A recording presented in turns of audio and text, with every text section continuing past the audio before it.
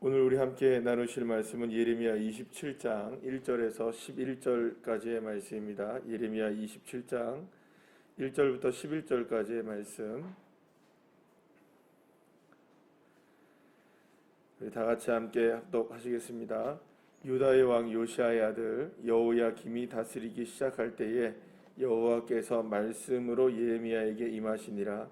여호와께서 이와 같이 내게 말씀하시되 너는 줄과 멍에를 만들어 내 목에 걸고 유다의 왕 시드기야를 보러 예루살렘에 온 사신들의 손에도 그것을 주어 에돔의 왕과 모압의 왕과 암몬 자손의 왕과 두로의 왕과 시돈의 왕에게 보내며 그들에게 명령하여 그들의 주에게 말하게 하기를 만군의 여호와 이스라엘의 하나님께서 이와 같이 말씀하시되 너희는 너희의 주에게 이같이 전하라.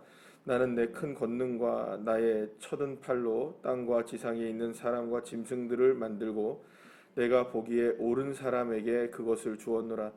이제 내가 이 모든 땅을 내 종 바벨론의 왕 느부갓네살의 손에 주고 또 들짐승들을 그에게 주어서 섬기게 하였나니 모든 나라가 그와 그의 아들과 손자를 그 땅에 기한이 이르기까지 섬기리라. 또한 많은 나라들과 큰 왕들이 그 자신을 섬기리라. 여호와의 말씀이니라. 바벨론의 왕 느부갓네살을 섬기지 아니하며 그 목으로 바벨론의 왕의 멍에를 매지 아니하는 백성과 나라는 내가 그들이 멸망하기까지 칼과 기근과 전염병으로 그 민족을 벌하리라. 너희는 너희 선지자와 복술가나 꿈꾸는 자나 술사나 요술자가 이르기를 너희가 바벨론의 왕을 섬기게 되지 아니하리라 하여도 너희는 듣지 말라. 그들은 너희에게 거짓을 예언하며 너희가 너희 땅에서 멀리 떠나게 하며 또 내가 너희를 몰아내게 하며 너희를 멸망하게 하느니라. 그러나 그 목으로 바벨론의 왕의 멍에를 메고 그를 섬기는 나라는 내가 그들을 그 땅에 머물러 밭을 갈며 거기서 살게 하리라 하셨다 하라. 여호와의 말씀이니라 하시니라. 아멘. 할렐루야. 그 유다는 그 바벨론에게 의해서 멸망을 당하게 됩니다.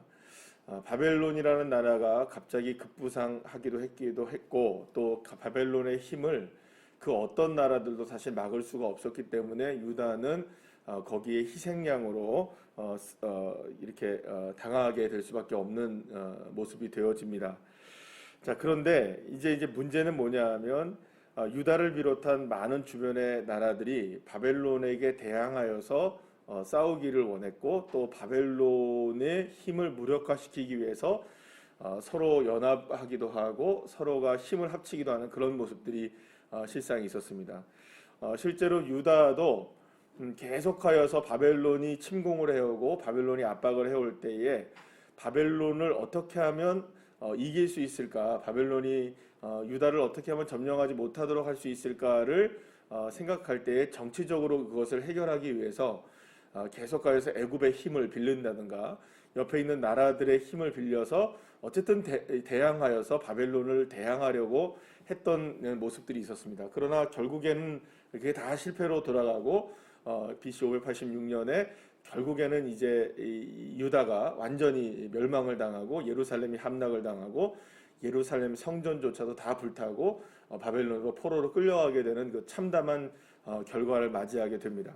자, 그런데 이렇게 이제 유다가 완전하게 멸망하기 전인 여호야김 시대 때에 다시금 하나님께서 예레미야에게 말씀을 통하여 말씀하시는데 한 가지 이제 말하자면 하나님이 뭔가를 이렇게 시키십니다. 뭐냐하면 줄과 멍에를 만들어서 예레미야의 목에도 걸고 몇 가지를 더 만들어 가지고 각각의 나라의 왕들에게 전달해 줄 줄을 만들어라, 이렇게 말씀합니다. 이게 무슨 말일까요? 멍에와 줄이라는 것은 목에다 맸다는 건 뭡니까? 그 사람 그리고 또 그 나라의 왕들을 누가 이끌어 간다는 걸까요? 그것을 만들게 하신 하나님이 지금 이끌어 가시겠다라는 의미를 갖고 있는 겁니다. 자, 그런데 그 나라들이 어떤 나라들입니까? 오늘 3절 말씀에 보면은 그 에돔, 모압, 암몬, 두로, 시돈. 그러니까 사실은 그 유다를 둘러싸고 있는 거의 대부분의 나라들의 왕들을 이야기하는 겁니다. 그리고 또한 지금 유다가 계속하여서 힘을 얻고자 하는 나라들입니다. 누구에 대항하기 위해서? 바벨론에게 대항하기 위하여서 힘을 얻고자 하는 나라들이 지금 다 포함되어 있는 것을 보게 됩니다. 자, 그런데 그들에게 이렇게 주를 전달하면서 하나님의 메시지를 전하게 하십니다. 어떤 메시지냐? 이런 메시지입니다. 지금 여호와 하나님께서 말씀하신다. 너희 모든 나라들은 누구를 섬기게 될 것이다. 바벨론의 느부갓네살을 섬기게 될 것이다. 이렇게 선포하는 거예요. 그리고 바벨론의 느부갓네살을 섬기지 않는 나라들은 다 멸망할 것이고 바벨론의 느부갓네살 왕을 섬기는 나라들은 그래도 살 것이다 라고 얘기를 하고 있는 거예요. 자, 그러면 여기서 한 가지 우리가 생각할 게 있죠. 지금 여호와 하나님이 이스라엘의 하나님이고 유다의 하나님이신데 지금 누구에 관한 이야기를 하고 있는 겁니까? 바벨론 왕의 느부갓네살에 관해서 이야기하고 있고 그 주변의 나라들 모든 나라들에 관한 이야기하고 있는 겁니다. 그러면서 심지어 하나님은 뭐라고 말씀하시냐면 이 땅의 모든 것들을 다 누가 만들었다. 하나님이 만들었기 때문에 여호와 하나님께서 이 모든 것들을 주관할 수 있고 그 모든 것들을 이끌어갈 수 있다라는 이야기까지 하십니다. 그러니까 그리고 그 모든 것들에 있어서 누구에게 주든지 말든지 그건 누가 다 판단하시는 거다. 하나님께서 옳은 사람에게 내어주는 것은 내가 만들어 하는 거다라고 오늘 본문에 5절 말씀에서도 그런 말씀을 하는 것을 보게 됩니다. 그래서 그 모든 권한을 누구에게 주겠다? 6절에 바벨론에게 내가 다 준다라고 이야기하고 있는 거예요. 자, 그러면 우리가 예레미야의 입장에서나 이렇게 우리가 믿음의 입장에서 본다면 신앙적인 관점에서 본다면 이해가 되죠. 왜냐하면 이게 하나님이 만드신 줄로 우리는 다 알지 않습니까? 우리는 믿지 않습니까? 그죠? 하나님이 모든 것들을 다 운행하고 계심을 우리는 믿습니다. 우리가 믿는 사람이든 안 믿는 사람이든 이 나라의 민족, 그 다음에 뭐 중국과 일본, 그 다음에 미국, 전 세계의 모든 것들, 그 다음에 온 우주의 모든 것들에게까지 다 하나님이 주관하시고 계심을 믿습니다. 하나님의 손에 다 있음을 우리는 믿습니다. 우리에게는 그것이 믿음입니다. 믿음으로 우리가 알 수 있는 것이죠. 그래서 세상 사람들이 이 이야기를 들으면 콧방귀 낄 일이 있죠. 그렇지 않겠어요? 여러분도 한번 생각해 보세요. 지금 이 상황에서, 그러니까 지금 이스라엘이 지금 유다 백성들이 지금 처해 있는 상황은 바벨론에게 완전히 지금 어떤 상황입니까? 다 먹히는 상황이잖아요. 이제 완전 풍전등화이고 바벨론에게 이제 얼마 안 있으면 이제 다 멸망을 당할 수밖에 없는 그런 상황이 이제 펼쳐지겠죠? 이제 곧 그런 일들이 다가옵니다. 자, 그리고 주변의 나라들과 이런 것들에 비해서는 턱없이 힘이 부족한 민족이 누구입니까? 유다 민족이라는 말이에요. 그런데 그 신이, 그들의 신이신 하나님이 뭐라고 말씀하고 있느냐? 이거는 내가 다 운행하고 있는 거야. 내가 허락해서 바벨론이 이렇게 힘이 셀 수밖에 없어. 그리고 너희들도 바벨론에게 복종해야 돼. 이 이야기를 세상 사람들이 듣는다면, 다른 나라 사람들이 듣는다면, 바벨론이 듣는다면, 여기에 나와 있는 모압과 암몬, 그 다음에 두로와 시돈, 그 다음에 여러 에돔 이런 사람들이 듣는다면 이 이야기는 콧방귀 낄 일입니다. 말도 안 되는 일이죠. 여호와 하나님의 힘이 그렇게 세면 멸망하게 할까요, 안 할까요? 멸망하게 안 할 거라고 분명히 생각하겠죠. 지금 그들의 신이 전혀 힘이 없기 때문에 이스라엘과 유다를 돌보지 못하고 있다라고 사람들은 생각할 거란 말입니다. 자, 그런데 지금 그렇게 세상 사람들은 평가할 수밖에 없고 세상 사람들은 모든 것들을 그렇게 바라볼 수밖에 없는 상황이라는 겁니다. 누가 봐도 그렇습니다. 여호와 하나님의 신은 죽은 것이고 유다의 민족의 운명은 다한 것이라는 생각을 세상 사람들이 다 갖고 있었단 말이에요. 그러니까 사실은 이렇게 말하는 예레미야의 말을 이건 뭐 받아들일 수 있는 입장이 아닌 것이죠. 자, 한번 생각해 봅시다. 자, 지금 중국과 일본, 미국 모든 나라들의 주권이 여호와 하나님께 있습니다. 믿습니까? 이 나라의 민족도 하나님께 있습니다. 여러분들은 아멘 하시네요. 그죠? 자, 그런데 그걸 가지고 믿지 않는 사람들한테 얘기해 보십시오. 그게 말이 맞느냐 이거죠. 혹은 지금 이 순간에 우리가 한번 생각해 볼 때 이 코로나로 인하여서 제일 어려운 일이 뭡니까? 지금 교회가 제일 어려운 일을 많이 당하고 있어요. 물론 이게 소상공인들이나 직장인들이나 노동자들이나 이런 얘기로 어려움을 그런 것들을 한 게 아니라 인식 자체가 그래요. 얼마 전에 제가 얘기를 들었었는데 여기 가까운 교회에 확진자가 나왔다는 거예요. 그래서 지난 주일날에는 교회가 폐쇄가 돼서 예배도 못 드리고 그런 교회예요. 자, 그런데 여러분 한번 생각해 봅시다. 그렇게 해서 지금 교회도 피해를 입은 거잖아요. 그죠? 왜냐하면 직장에서 다니다가 혹은 다른 사람들 만나다가 거기서 걸려가지고 예배를 드린 것뿐이에요. 근데 그게 교회에서 발견된 건 아니잖아요. 근데 세상 사람들은 다 뭐라고 얘기합니까? 또 교회야 이렇게 얘기해요. 또 교회야. 누가 저한테 그런 얘기를 해주시더라고요. 또 교회라고 얘기한다고. 또 교회에서 시작됐다고. 모든 것들이 시작되면 거기에 맞물려 있는 것이 뭡니까? 교회예요, 교회. 다 교회라고 얘기해요. 교회가 너무나 이 코로나로 인한 부정적인 이미지가 강해졌어요. 교회를 우리는 생각할 때는 그렇게 생각을 절대 안 하지만 세상 사람들이 여러분들 예수 안 믿는 사람들이나 세상 사람들을 얘기하면 이 시대에 교회 다니려면 교회 다니는 사람들은 다 뭐 걸리려고 다니는 사람처럼 보입니까? 코로나를 걸리기를 작정하고 다니는 사람처럼 보이죠. 그렇게 모이지 말라는데 왜 모이냐는 거예요. 그렇게 하지 말라는데 왜 하라는 거예요. 지들은 다 어디 합니까? 다 술 마시고 난리치고 다 하면서 다 걸리면서 한 명만 걸려도 교회만 걸려봐라. 모든 게 다 어디서부터 시작된 거다. 교회로부터 시작된 거다. 얼마나 부정적이에요. 그게 일반적인 사람들의 생각입니다. 우리는 그렇게 생각 안 하잖아요. 근데 교회 밖에 있는 사람들은 모두가 다 그렇게 생각을 해요. 교회 나가면 다 코로나 걸리는 줄 알아요. 물론 우리가 더 조심하고 더 해야 할 거는 분명하겠죠. 그러나 우리가 여러분 이러한 상황 속에서 여호와 하나님이 모든 걸 다스리고 있다라고 이야기한들 그 사람이 믿겠습니까? 그걸 받아들이겠습니까? 세상 사람들이. 자, 그러면 우리가 도대체 이 말을 통해서 우리가 무엇을 생각해야 될까요?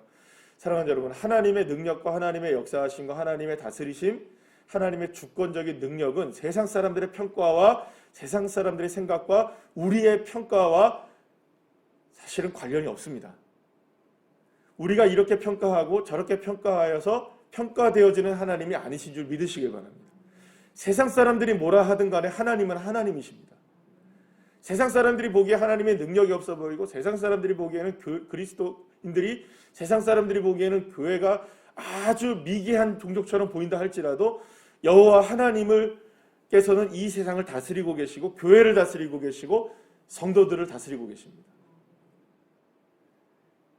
그런데 우리가 참 믿음이 반대로 좋은 것 같아요. 그런 것들에 우리도 마음이 쏠리는 거예요. 세상의 평가에. 세상의 평가에 나를 평가하고 세상이 바라보는 시선에 나를 바라보게 하고 세상이 원하는 것들을 내가 그것을 바라보면서 하나님이 나를 다스리고 있다는 사실에 대해서는 이게 믿음이 희미해질 때가 얼마나 많은지 몰라요. 그래도 우리가 새벽에 나오고 예배를 드리는 여러분들은 그런 믿음이 아니시기에 이 믿음을 가지고 새벽에 나오시는 것이라고 믿지만 많은 그리스도인들이 얼마나 연약하게 살아갑니까? 많은 그리스도인들이 얼마나 그런 모습으로 살아가고 있습니까? 세상이 평가하는 것과 동일하게 교회를 평가하고 세상이 평가하는 것과 동일하게 하나님을 바라보면서도 나는 신앙이다라고 얘기하는 사람들이 얼마나 많아요. 여러분, 그래서 이러한 때에 결국에는 이스라엘 백성들이 지금 이때의 알곡과 쭉정이가 나눠지지 않습니까? 어제 우리가 봤잖아요. 그 예레미야를 이렇게 붙잡으려고 하고 죽이려고 하지 못하게 했던 사람들이 있었잖아요. 그런 장로들이 있었고 그런 여러 사람들이 있었고 그런 시도들이 있어서 예레미야를 실제로 죽이지는 않잖아요. 자, 그래서 예레미야가 살아난단 말이에요. 그러면 우리가 생각할 때 야, 저 사람들은 믿음 좋네라고 생각한단 말이에요. 아닙니다. 그게 아니었어요, 여러분들. 하나님을 믿는 것 같아요. 그런데 하나님을 믿지는 않고 있는 거예요. 여전히 누구를 믿고 있는 겁니까? 자기의 생명을 위해서 하나님을 믿고 있는 거죠. 번지수는 틀려 있는 겁니다. 정확하게 살펴보면. 사실은 그래서 이러한 위기 속에서 무엇이 드러날까요? 알곡과 쭉정이가 드러나는 겁니다. 진짜 믿음이 있는 사람이 드러나는 겁니다. 사랑하는 여러분, 지금 시험의 때를 우리가 늘 지나고 있습니다. 코로나로 인하여서도 시험이긴 하지만 날마다 우리의 믿음이 시험을 당합니다.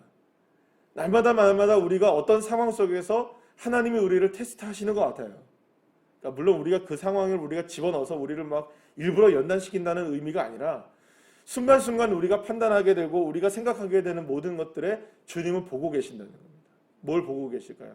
이게 세상의 관점으로 세상을 하나님을 바라보는지 아니면 하나님의 관점에서 이 세상을 우리가 해석하고 있는지 그것을 우리가 주님이 날마다 우리를 시험하시는 것 같아요. 어떤 상황에서도 여러분 주님이 다스리고 계십니다. 아무리 상황이 좋지 못하고 모든 것들이 불리하고 우리 모든 것들이 우리를 압박해오는 상황이라 할지라도 사랑하는 하나님은 살아계시고요. 하나님은 역사하시고 계시고 크신 팔과 오르신 능력과 판단으로 지금도 우리의 삶을 이끌어 가십니다. 단 한순간도 하나님은 창조 이래로부터 지금까지 하나님의 판단이 틀린 적이 없으시고 하나님의 판단은 날마다 오르셨습니다. 그래서 때로는 우리에게 보여지는 액면가가 우리의 삶을 하한가를 치는 인생 같아 보인다 할지라도 여러분, 주님은 우리의 삶을 그런 상황에서도 옳은 방향으로 이끌어 가십니다. 왜냐하면 바벨론도 누구의 손에 있고 하나님의 손에 있고 모든 주변의 나라들의 나라들의 운명도 누구의 손에 있고 하나님의 손에 있고 이스라엘의 운명도 하나님의 손에 있고 마찬가지로 이러한 상황 속에서라도 하나님은 나의 삶을 딱 붙잡고 계시는 겁니다.